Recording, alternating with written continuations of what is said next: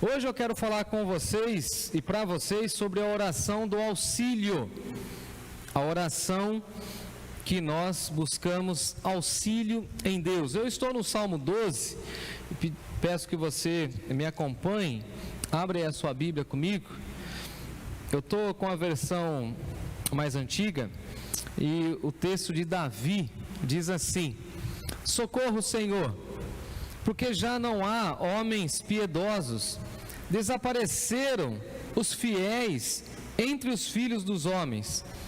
Eles falam com falsidade uns aos outros, falam com lábios bajuladores e com o coração fingido.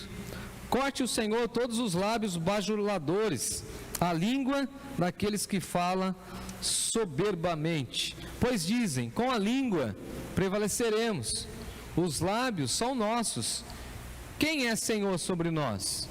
Por causa da opressão dos pobres e do gemido dos necessitados, eu me levantarei agora, diz o Senhor Deus, e porei a salvo a quem por isso suspira.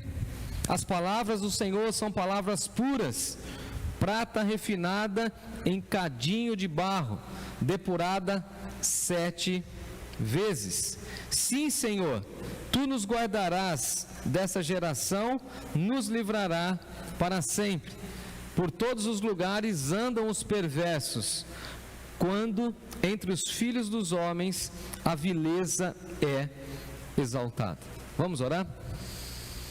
Deus de amor e graça, e nós nos curvamos, nós nos rendemos e nós nos prostramos diante do Senhor.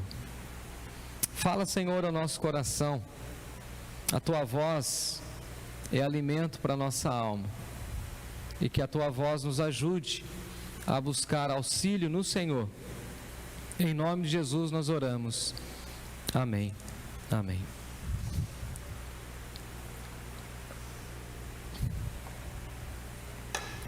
Não sei se você reparou na leitura, mas Davi, ele mostra um contexto de vida, ou um contexto momentâneo da sua história e da sua jornada, onde ele está um tanto quanto decepcionado ou não tão confiante nas pessoas que estão ao seu redor. Parece até que ele está meio que numa situação assim de desalento em relação às pessoas. Ele precisa de auxílio, ele busca auxílio. Ele vai falar, por exemplo, no verso 8, que por todos os lugares os perversos estão andando. Eles estão achando normal a violência, eles estão achando normal a corrupção, eles estão achando normal essa arrogância e essa prepotência de querer viver sem Deus, sem uma vida de devoção. Então nós, às vezes, temos também uma tendência muito errônea, quando nós achamos que as decepções que nós temos na vida são ruins a nós, mas na realidade Davi vai nos levar ao entendimento em que as decepções podem nos levar a orar e buscar respostas no Senhor que nós não encontraríamos em nenhum outro lugar. Eu não sei se você já teve uma decepção de vida ou decepção com pessoas, eu quero crer que infelizmente sim, mas essas decepções não são de todo ruim. Há um lado bom, eu diria, na decepção com as pessoas e na decepção, inclusive, com algumas instituições e com algumas celebridades, por exemplo, com algumas figuras que você tanto almejava. Parece até, no início do texto, que Davi vai ficar se lamentando o salmo inteiro. Parece que ele vai meio que reclamar, parece que ele vai se posicionar e até parece que tem um tom meio profético no texto, meio parecido com a oração de Abacuque, quando ele pede socorro. Mas aí, fazendo a lição de casa, Vanessa, sabe que eu descobri? Que esse salmo aqui, ele enviou para os instrumentos de corda. Era uma canção que eles tocavam. Veja, se fosse no nosso tempo, alguém ia falar assim: nossa, essa canção é uma canção meio melancólica. Socorro, Senhor. Imagina você começar uma canção assim: Deus, eu estou em apuros. eu peço socorro. E ninguém pede socorro à toa, né, Lucas?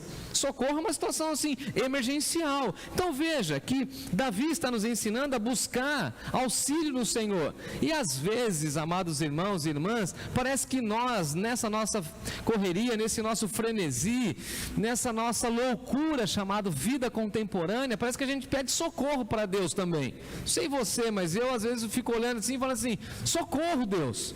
Parece que está tudo errado, parece que está tudo invertido, parece que a nossa sociedade está se acostumando com os valores invertidos e completamente subversivos à palavra de Deus. Então, basicamente, Davi começa o salmo dizendo o seguinte: olha, eu preciso de ajuda, socorro, Senhor. E a situação que Davi viu era desesperadora. Na visão dele, a sociedade da sua época estava um caos. E a pergunta que eu faço é: também não está um caos a nossa sociedade? Será que nós hoje, assistindo os noticiários ou correndo o feed do nosso Instagram, vendo lá as últimas notícias, será que nós também não falamos assim: socorro, Senhor? Uma mulher aqui na cidade do lado, cidade de Itu, foi esfaqueada enquanto trabalhava. Uma mulher no caixa do supermercado e o marido vai lá esfaqueá-la. Socorro, Senhor! Os ladrões tentam nos assaltar. O governo quer imprimir mais impostos. Nós vamos trabalhar até quase maio só para pagar impostos. Mas socorro, Senhor. E veja que Davi recorre a Deus, ele clama a Deus, ele ora ao único que pode auxiliar. Então por isso que eu coloquei essa oração, a oração do auxílio. Agora veja que ele faz algumas afirmações muito interessantes.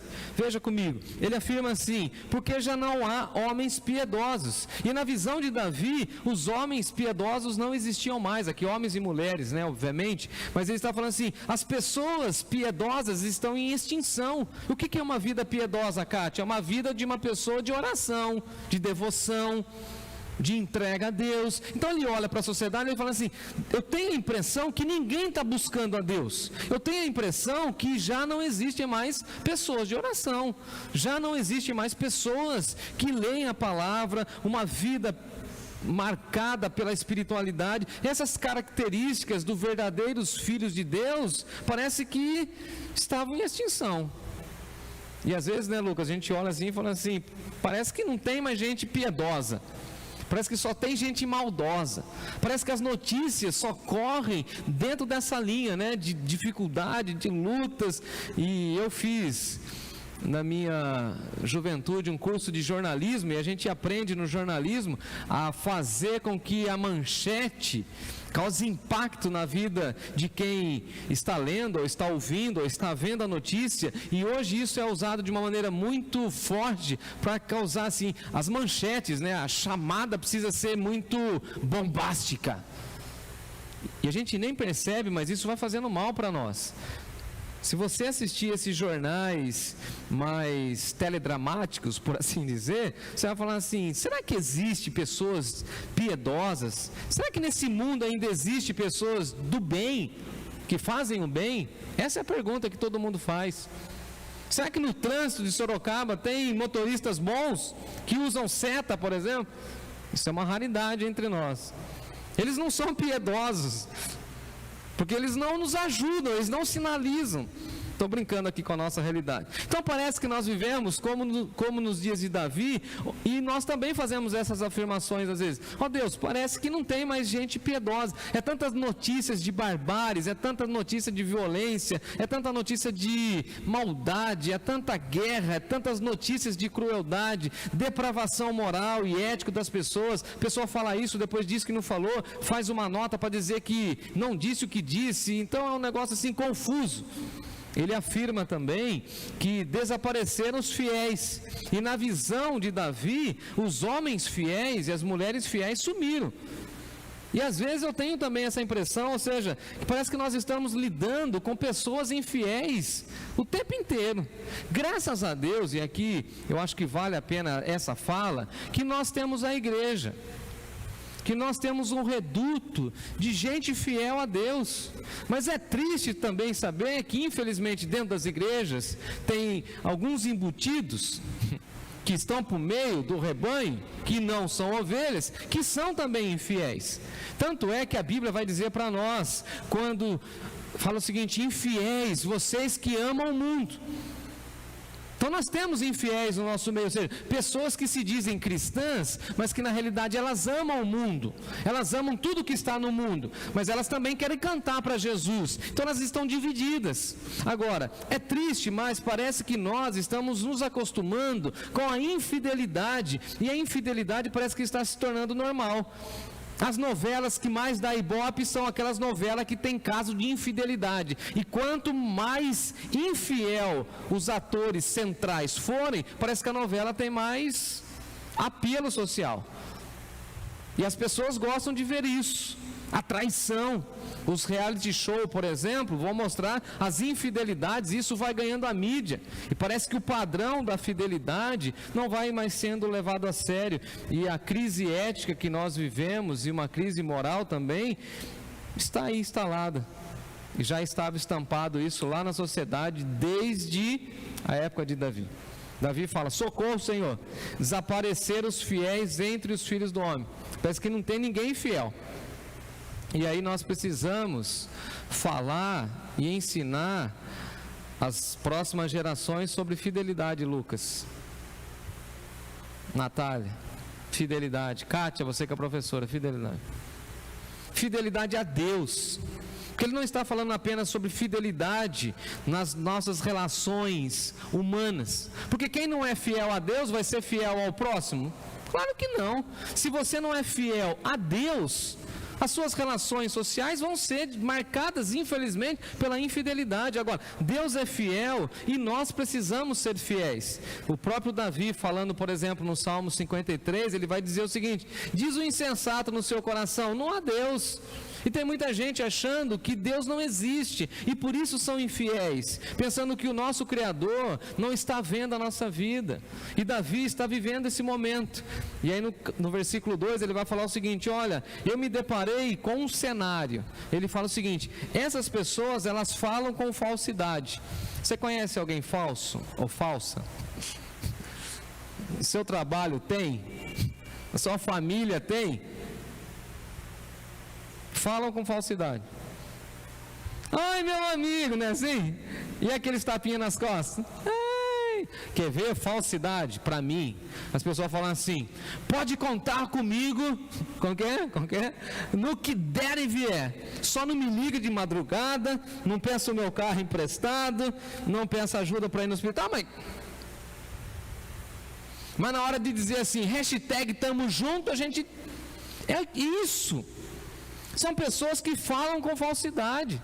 Eu sempre digo isso: se você não ama a pessoa, não fala que ama. Quantas vezes nós falamos que amamos e não amamos? Quantas vezes falamos que vamos orar e não vamos orar?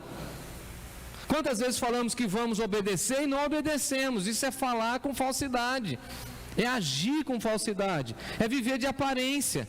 E a nossa sociedade hoje é marcada pela aparência. A gente quer mostrar uma vida que nós não temos, enquanto na realidade a gente não vive o real. E algumas pessoas falam assim: de vez em quando você fala disso e daquilo. Eu falo assim: é melhor eu falar de tudo e ser uma pessoa transparente. Eu prefiro particularmente. Se alguém chegasse para Davi e falasse assim: Davi, eu sei que você adulterou com Betseba. Ele falou assim: é verdade, eu já confessei, não sou falso. Tanto é que depois a Bíblia vai dizer que ele é um homem segundo o coração de Deus. E se tem uma coisa que Davi nunca escondeu, foi as suas dúvidas, as suas situações mais difíceis, os seus problemas. Ele não falava com falsidade. Ele teve, por exemplo, Saul, lembra, Lucas, na mão, várias vezes ele falou assim: não vou mexer com isso, não vou ser falso não. Então essas pessoas, elas falam com falsidade uns com os outros. Eu gostei tanto da sua bolsa. Mas na realidade ela fala assim: odiei a sua bolsa, ridícula a sua bolsa. Nossa, que maquiagem linda, mentira. Eu gostei tanto do seu carro, e não é verdade. Você vai trocar de casa? Vou. Onde você vai morar? Em tal lugar? Não, lá era tão legal, mas ela mesmo não vai morar lá. mas ela fala com falsidade. Ela fala com lábios bajuladores. Ei, mas se tem uma coisa que incomoda na vida cristã, eu diria que são os bajuladores. Se o Rafael tivesse aqui, eu ia falar para ele e para você junto. Como ele não está, você manda recado para ele e o Lucas ouve. Nós, pregadores, precisamos tomar cuidado com gente bajuladora. Nós, cristãos, precisamos tomar cuidado com gente bajuladora. O que é bajular? É ficar adulando a pessoa, é ficar falando das suas qualidades, sendo que às vezes a pessoa nem acredita tanto naquilo, é ficar assim, elogiando, sabe? Mas é um elogio falso, só para tentar ganhar moral com a pessoa. Por exemplo, eu estou brincando aí com vocês, para a gente pedir música para a Vanessa, um exemplo.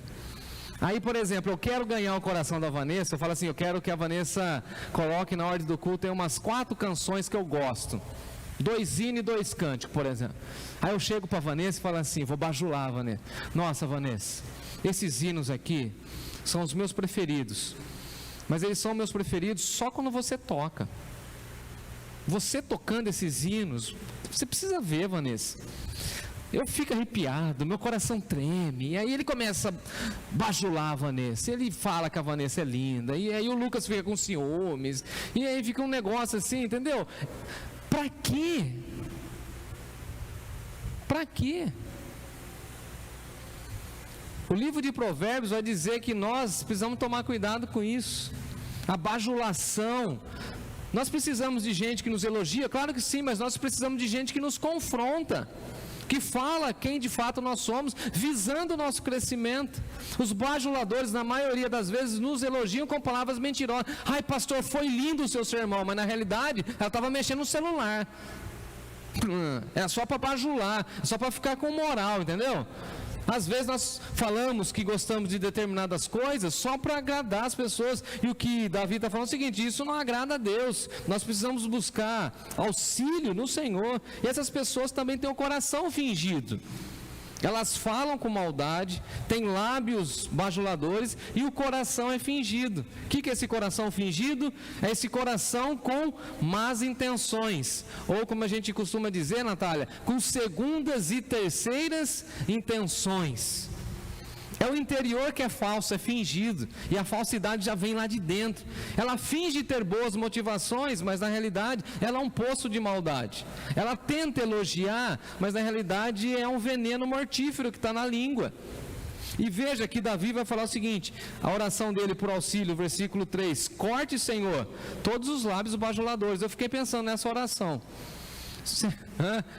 Olha a oração de Davi.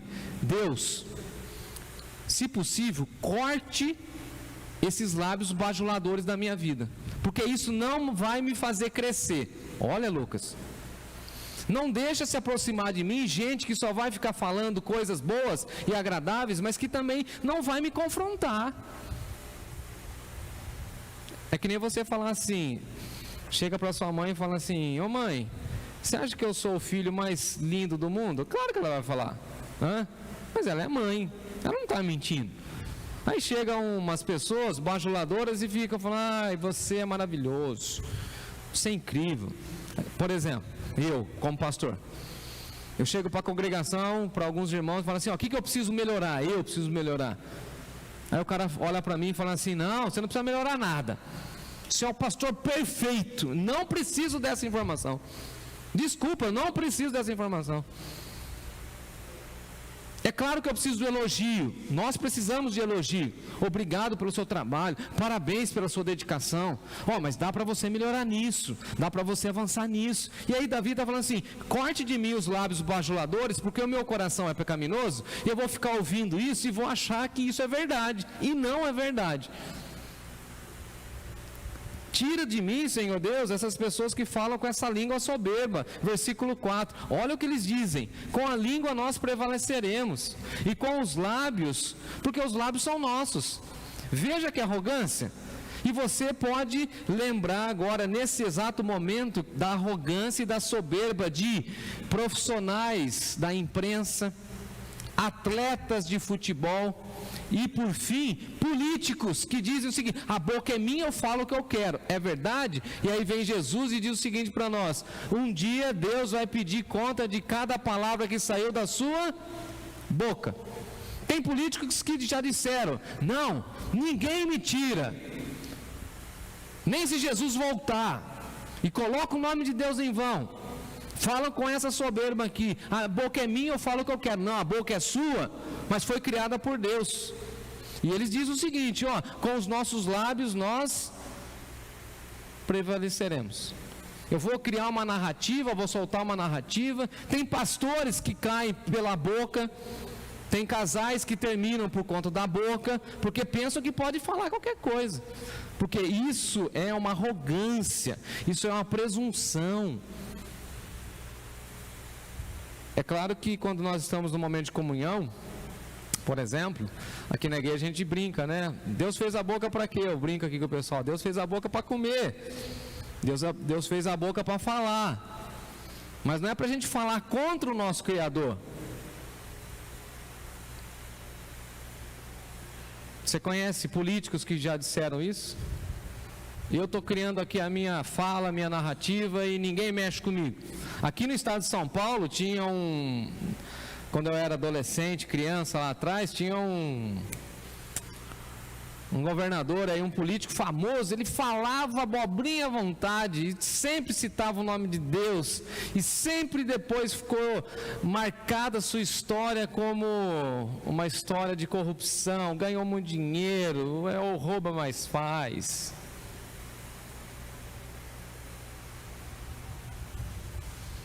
Agora está chegando o dinheiro dele lá da Suíça de volta no Brasil.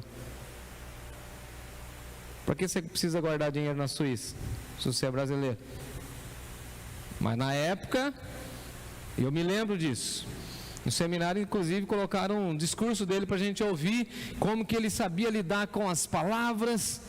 E ele dizia: não, eu sei o que estou falando. Sabe nada. Você é arrogante, você é prepotente, você pensa que não vai ter que prestar contas. E nós precisamos falar isso para as pessoas. Nós precisamos anunciar isso para os nossos filhos. Toma cuidado, não coloque o Senhor à prova. Agora, Davi busca auxílio na palavra de Deus, e eu quero caminhar para o fim falando disso. Versículo 6, olha o que ele diz, Lucas: as palavras do Senhor são palavras puras. Num contexto de impureza, num contexto de caos, ele fala o seguinte: eu busco auxílio na palavra de Deus, e a palavra de Deus é uma palavra pura. Todas as suas palavras me trazem pureza de vida. Agora, é tão interessante porque na época de Davi, ele não tinha o Antigo Testamento inteiro, correto? Só tinha algumas partes, algumas porções do Pentateuco, só. E ele está falando o seguinte: olha, as porções da Bíblia que eu encontrei, do Pentateuco, daquilo que já está escrito, da lei de Deus, dos mandamentos, dos estatutos, trazem pureza para o meu coração. Então é nisso que eu busco auxílio. Então Davi começa o salmo lamentando, e ele vai terminando falando o seguinte: as palavras do Senhor são puras. O que o povo de Deus precisa encontrar hoje? As palavras de Deus, e encontrar pureza, santidade na palavra de Deus. Porque se a gente ficar olhando a sociedade com os olhos talvez humanos, a gente vai ficar meio doido. A gente vai falar assim: não, de fato está todo mundo louco, de fato está todo mundo violento, e de fato está todo mundo perdido. Agora, se eu olho à luz das Escrituras, as palavras do Senhor vão trazer o que para o meu coração? Pureza. E ao invés de eu condenar o mundo e olhar aquelas pessoas que estão perdidas e falar assim: vão para o inferno mesmo, eu vou ter compaixão. Muda, porque a palavra de Deus traz essa pureza. Uma ilustração, rapidinho. Nós estávamos aqui antes de começar o culto. Está ainda a marca aí, Vanessa? Dá uma olhadinha aí na tela que vocês estavam vendo. Está aqui? Onde que está? Aqui? Mas aqui, eu estou invertido na tela, não estou conseguindo. Esse aqui? Aqui? Tem uma marca aqui, ó. Você que está na sua casa, você pode acompanhar. Tem uma marca aqui, ó. Onde que é a marca? Aqui, mais para baixo aqui, ó. Eu não tô... Aqui? Aí aqui tem uma marquinha aqui, bem aqui, ó. Aí tem uma marca aqui que nós não descobrimos o que é, Carlão. Aqui, ó. Verdade, aqui, ó. Aí o Lucas pegou um papelzinho lá, um lenço umedecido, veio aqui e limpou. Não é. Aí mexemos no microfone para ver se era uma sombra, não é. Aí o Lucas pegou e foi lá na lente da câmera. Pensa que é só eu que sou perfeccionista? A Vanessa é que nem eu. Tem uma manchinha aqui, pastor. Aí o Lucas foi lá, não foi? Limpou a lente. Sabe o que eu aprendi hoje com vocês? Que Deus vai purificando a nossa lente com a palavra de Deus, Kátia.